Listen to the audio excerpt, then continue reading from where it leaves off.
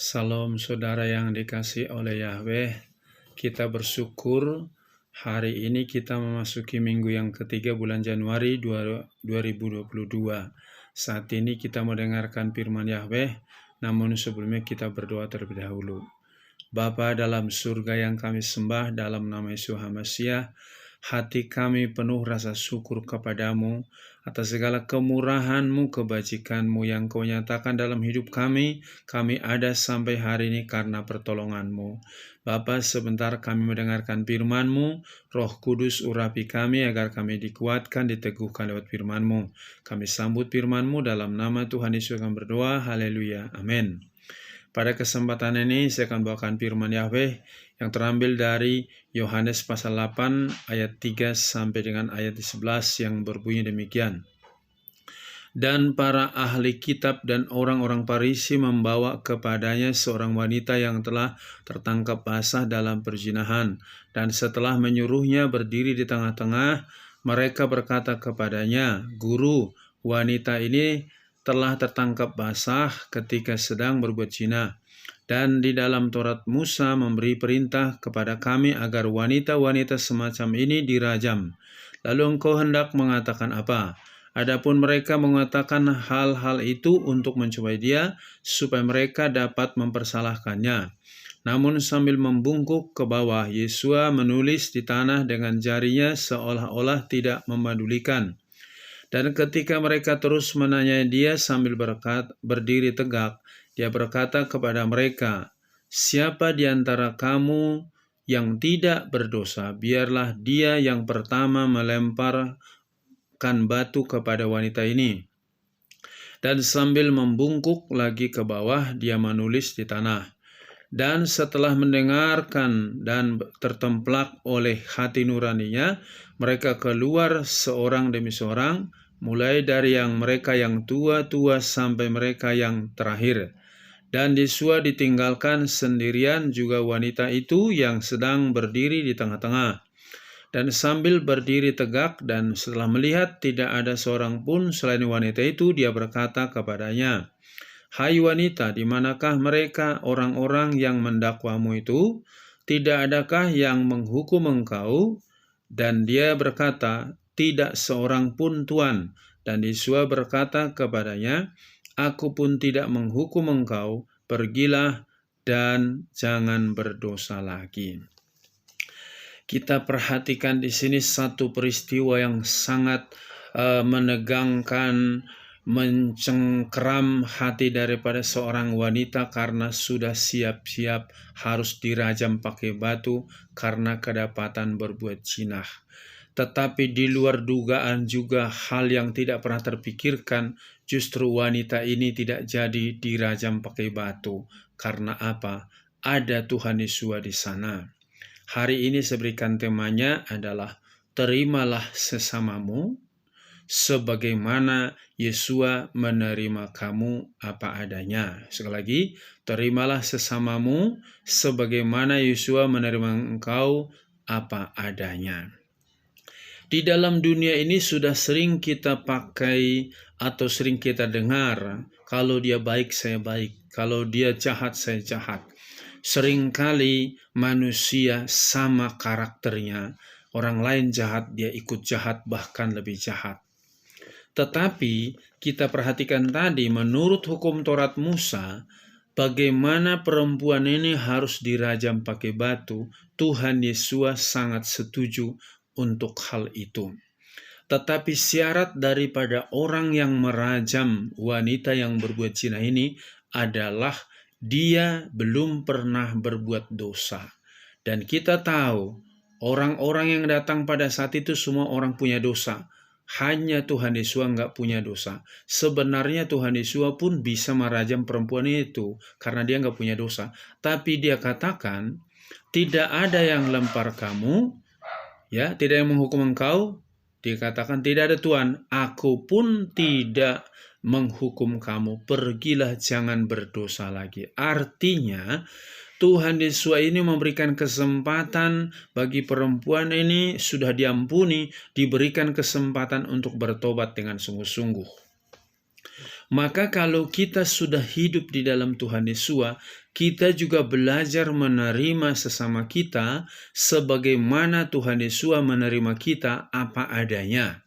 Kalau dalam istilah dunia, ya, kalau abang punya uang, abang disayang. Kalau abang tidak punya uang, abang ditendang. Itu istilah dunia. Tetapi dalam ajaran Tuhan Yesus, justru apapun keadaan orang di sekeliling kita, kita belajar untuk menerimanya. Nah, mengapa kita harus yaitu menerima sesama kita seperti apa adanya? Yang pertama-tama, karena Tuhan Yesus sudah memberikan teladan bagi kita. Tadi kita perhatikan, tidak ada yang lempar kamu, tidak ada, aku pun tidak lempar kamu. Jadi ini teladan bagi kita bahwa Tuhan Yesus sudah memberikan contoh bahwa dia pun yang punya hak untuk menghukum, tidak menghukum. Kalau Tuhan Yesus saja tidak menghukum, kenapa kita melebihi Tuhan Yesus? Sering menghukum orang lain, baru kesalahannya sedikit, kita gembar-gemborkan, tapi kita punya kesalahan banyak, tidak pernah kita ungkap, merasa kita paling benar dengan orang lain. Inilah yang perlu kita perbaharui. Kita mau belajar meneladani daripada Tuhan Yesus. Dikatakan di dalam Matius 11 ayat 9, pikulah kuku ke atasmu dan belajarlah dariku. Sebab aku lemah lembut dan rendah hati, dan kamu akan mendapatkan kelegaan bagi jiwamu. Jadi inilah yang perlu kita teladani, yaitu sifat daripada Tuhan Yesus itu lemah lembut dan rendah hati. Kita dikatakan belajarlah kepadaku. Jadi kita teladani dia. Nah, yang kedua, kenapa kita mau menerima sesama kita apa adanya? Karena Tuhan Yesus juga menerima kita apa adanya. Sekali lagi, Tuhan Yesus juga menerima kita apa adanya. Kalau kita perhatikan di dalam Yesaya pasal 1:18 bahwa marilah kita berperkara, sekalipun dosamu merah seperti kirmisi, aku akan memutihkan seperti salju, dan seterusnya. Bagaimana hidup kita kotor rusak, Tuhan Yesus rela mati di atas kayu salib. Untuk apa? Menjadi korban penghapus dosa kita. Maka kalau Tuhan Yesus juga mengampuni kita, kita juga belajar mengampuni orang lain. Ya. Di dalam Lukas pasal 23 ayat 34a yang berbunyi demikian, dan Yesus berkata, "Ya Bapa, ampunkanlah kepada mereka, sebab mereka tidak tahu mereka berbuat apa." Ini perkataan Tuhan Yesus ketika dia sedang berada di atas kayu salib. Sebelumnya dia udah dicambukin, disiksa, dikasih mahkota duri, dipaku tangannya, kakinya. Tetapi masih dia berkata, "Ya Bapa, ampunkanlah kepada mereka, sebab mereka tidak tahu mereka berbuat apa." Jika banyak kesalahan orang-orang di sekeliling kita, kita belajar juga untuk mengampuni mereka, sebab Tuhan Yesus sudah memberikan teladan bagi kita, contoh bagi kita, bahwa dia sudah mengampuni kita. Yang ketiga, kita menuruti perintah daripada Tuhan Yesus. Ada di dalam Matius pasal yang ke-18 ayat 21 sampai 22, ada murid bertanya kepada Tuhan Yesus, berapa kali kita harus mengampuni? Tuhan Yesus mengatakan, 7 kali kah? Kata Tuhan Yesus, bukan 7 kali, tapi 70 kali 7.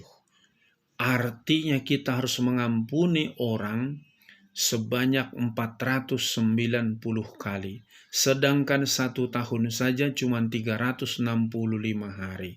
Luar biasa. Jadi kalau benar-benar kita dalam Tuhan Yesus, hidup di dalam Tuhan Yesus, dan Tuhan Yesus dalam hati kita, kita berani berbuat sesuai dengan apa yang diperintahkan, bahwa kita harus mengikuti perintahnya, mengampuni orang lain 70 kali 7.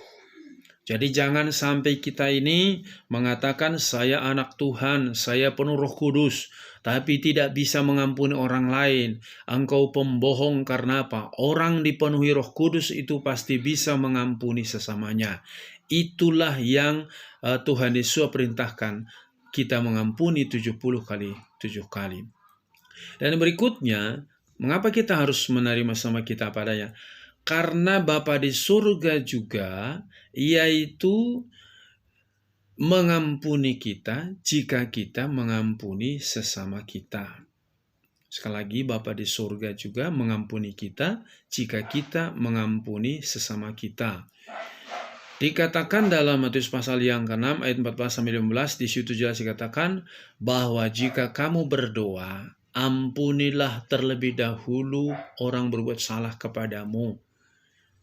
Kalau engkau mengampuni, maka Bapa di surga juga mengampuni. Tapi jika engkau tidak mengampuni, Bapa di surga juga tidak mengampuni. Jadi kalau Bapa di surga juga mengampuni kita, maka kita juga belajar mengampuni orang lain. Yang berikutnya, mengapa kita harus menerima sama kita? Agar doa kita dikabulkan. Di dalam Markus 11 ayat 24-26 di situ dikatakan, jika engkau tidak mengampuni orang lain, maka Bapa di surga juga tidak mengampunimu. Oleh karena itu, pada kesempatan ini, apapun kekurangan sesamamu, saya tidak perlu tahu siapa sesamamu itu. Mungkin orang paling dekat engkau yang menyakiti, mengecewakanmu. Tuhan Yesus ajar kepadamu, Bapa, ampunilah mereka karena mereka tidak tahu apa yang mereka perbuat. Kalau Tuhan Yesus tadi mengatakan kepada perempuan yang kedapatan berbuat zina, tidak ada yang lempar kamu, tidak ada Tuhan, aku pun tidak menghukum kamu, pergi jangan berbuat dosa. Berikan kesempatan kepada orang lain untuk bertobat. Doakan dia. Jangan benci dia. Di dalam kekurangan kelemahannya, engkau jangan menjadi hakim. Tuhan Yesus saja tidak menghakimi wanita tadi, tapi memberikan kasih, memberikan pengampunan, memberikan yaitu kemurahan kepada perempuan itu. Maka kita pun belajar untuk memberi pengampunan atau belajar menerima sesama kita sebagaimana mereka apa adanya. Di dalam Roma pasal 15 ayat 7. Sebab itu, terimalah satu dengan yang lain, sama seperti Hamasyah menerima kita untuk kemuliaan Elohim. Jadi kalau Tuhan Yesus menerima kita apa adanya, marilah kita, kalau benar-benar kita sudah hidup dalam Tuhan Yesus, menerima sesama kita itu apa adanya, bukan ada apanya. Tetapi kita terima di dalam segala kekurangan, kelemahannya. Kita jangan jadi hakim, tapi doakan dia, bimbing dia, arahkan dia. Kalaupun belum bertobat, tetap kita doakan karena kita tahu ada waktunya daripada Yahweh itu mengubah orang itu. Jadi biar kalau hati kita menerima apa adanya sama kita, saya yakin berkat Yahweh itu tidak sulit datang kepada kita. Engkau pun tadinya mungkin sakit hati kepada orang lain. Jika engkau menerima orang lain apa adanya, maka penyakitmu disembuhkan. Tadinya berkat sulit datang dalam usaha pekerjaanmu. Kalau engkau mengampuni sesamamu, maka berkat itu pun dimudahkan kepadamu. Biarlah melalui firman ini, engkau dikuatkan, diteguhkan, belajar engkau menerima sesamamu apa adanya, sehingga engkau serupa dengan Tuhan Yesus itu. Amin. Sampai di sini firman Yahweh. Bapa di surga, terima kasih atas kebenaran firman-Mu ini. Kami mengucap syukur Engkau mengingatkan kami kembali agar kami hidup sepadan sesuai dengan kehendak-Mu. Kami meneladani hidup daripada Tuhan Yesus yang lembut dan rendah hati, dan menerima orang-orang berdosa, bahkan rela mati di atas kayu salib untuk menebus dosa kami. Mampukan kami agar dapat menerima sesama kami apa adanya, apapun kondisi mereka, sekalipun mungkin kami dijelek-jelekkan, dibuat hal yang merugikan, tapi kami mau belajar sebagaimana Tuhan Yesus mengajari kami. Kami mau meneladani Engkau. Berkati setiap anak-anak-Mu yang dengarkan firman ini, supaya hati mereka diubahkan, dibaharui, menjadi sama seperti hati Tuhan Yesus, mampu mengampuni sesama, mampu menerima keadaan sesamanya, apapun keadaannya. Terima kasih Bapa, Roh Kudus, menghidupkan firman-Mu ini. Berkati bapak-bapak, ibu-ibu, pemuda, remaja, baik anak-anak, supaya mereka tetap hidup dalam kebenaran firman-Mu. Berkati bangsa dan negara kami, berkati juga gereja-Mu, berkati juga seluruh hamba-hamba-Mu, supaya bersatu, saling mengayomi satu dengan yang lain. Terpuji-pujilah nama-Mu, di dalam nama Tuhan Yesus kami berdoa, haleluya, amin. Shalom, Yahweh berkati.